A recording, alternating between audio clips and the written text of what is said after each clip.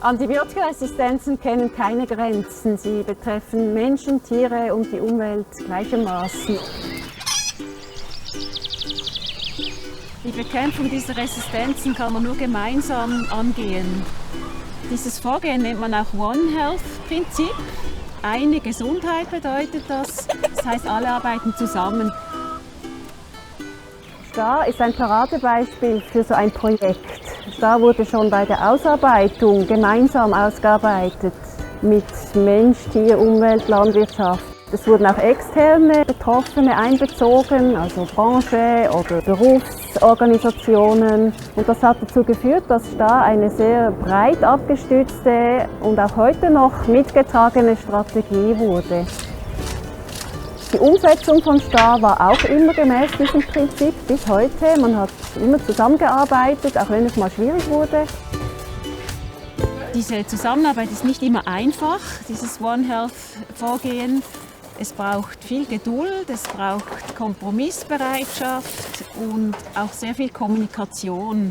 Man muss sich austauschen, man muss gemeinsam Wege finden. Es ist vielleicht nicht immer der schnellste Weg, aber in meinen Augen ein sehr nachhaltiger Weg, der auch wirklich nachhaltige Resultate liefert. STAR hat schon sehr viel bewirkt, wir haben einiges erreicht, auch wenn wir noch nicht ganz am Ziel angekommen sind. Wenn man das Gesamtprojekt, STAR-Projekt anschaut, also eben bei dieser Zusammenarbeit, da kann man sicher die Kampagne nennen, die große Bevölkerungskampagne, die in den letzten Jahren schweizweit ersichtlich war mit Plakaten oder Werbespots.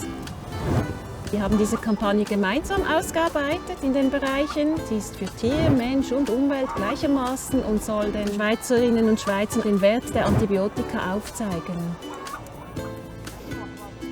Weiter gibt es jedes zweite Jahr einen gemeinsamen Bericht, einen Resistenzbericht, den Swiss Antibiotic Resistance Report.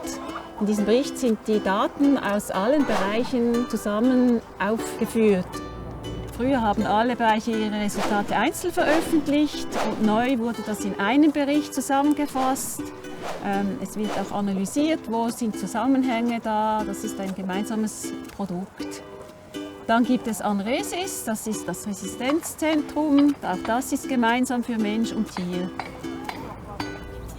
Im Tierbereich ist für mich einer der größten Erfolge, dass eine sehr starke Sensibilisierung stattgefunden hat. Also jeder Tierarzt, jede Tierärztin, auch jeder Tierhalter, jede Tierhalterin weiß heute, wie wichtig dieses Thema ist. Und das sieht man auch.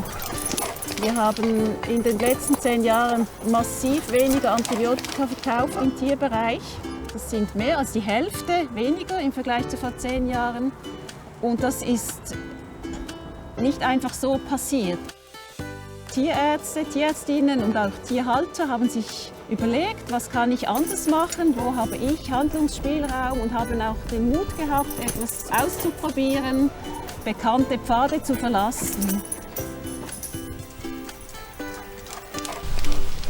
Es gab auch diverse Unterstützung, also zum Beispiel wurden Hilfsmittel erarbeitet, Therapieleitfäden, Impfempfehlungen. Und das hilft natürlich, wenn man etwas ändern möchte. Ein großer Erfolg ist auch die Antibiotika-Datenbank, die aufgebaut wurde im Tierbereich. Da müssen Tierärzte und Tierärztinnen jede Verschreibung eintragen, jede Antibiotikaverschreibung. Und diese Datenbank hilft, dass man Problemfelder ganz genau erkennen kann. Und so sind natürlich dann auch gezielte Maßnahmen möglich, genau dort, wo es sie auch braucht. Diejenigen, die es gut machen, heute schon, die werden so auch geschützt, weil man die Schwerpunkte nicht dort legt.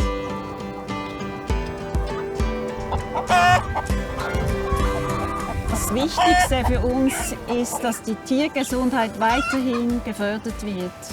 Man muss sich vorstellen, gesunde und robuste Tiere, die werden weniger krank und brauchen folglich auch weniger Antibiotika.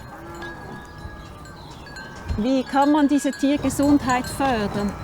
Es gibt ein ganzes Potpourri an Maßnahmen, die man ergreifen kann. Das fängt an bei der Verhinderung, dass überhaupt Keime an die Tiere rankommen, also Hygiene, Hände waschen, Biosicherheitsmaßnahmen ergreifen. Dann ist sehr wichtig, wie die Tiere gehalten werden, wie sind die Ställe, wie ist die Fütterung, wie werden die Tiere gemanagt. Da gibt es immer Möglichkeiten für Verbesserungen.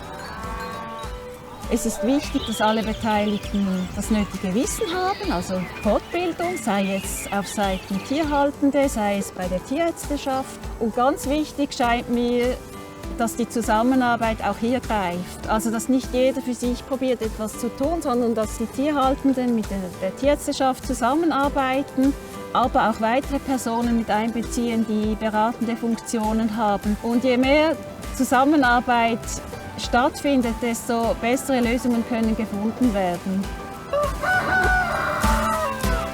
Jeder Einzelne, jede Einzelne kann etwas tun, auch wenn man manchmal das Gefühl hat, das nützt nicht.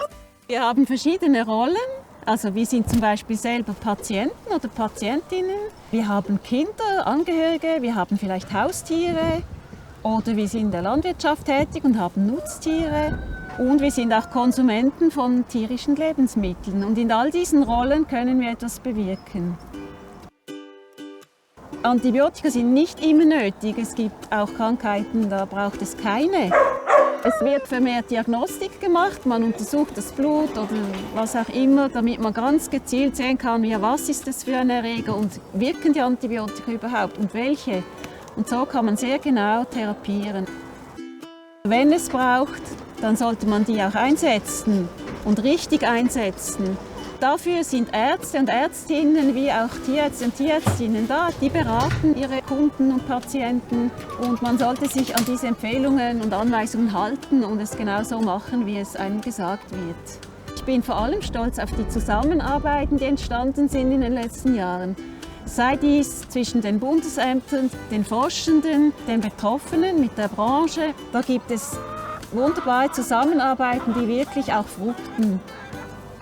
Und dann bin ich natürlich ganz besonders stolz auf diejenigen Tierärztinnen und Tierärzte, Landwirte und Landwirtinnen, die in den letzten Jahren den Mut hatten, etwas zu verändern, ihre vielleicht alten, liebgewonnenen Gewohnheiten zu ändern und auch etwas zu riskieren. Man sieht das an dieser deutlichen Abnahme der Antibiotika-Verkaufszahlen und ich finde, das hätte von der Gesellschaft auch ein bisschen mehr Anerkennung verdient, weil schlussendlich kommt das allen zugute, dieses Engagement.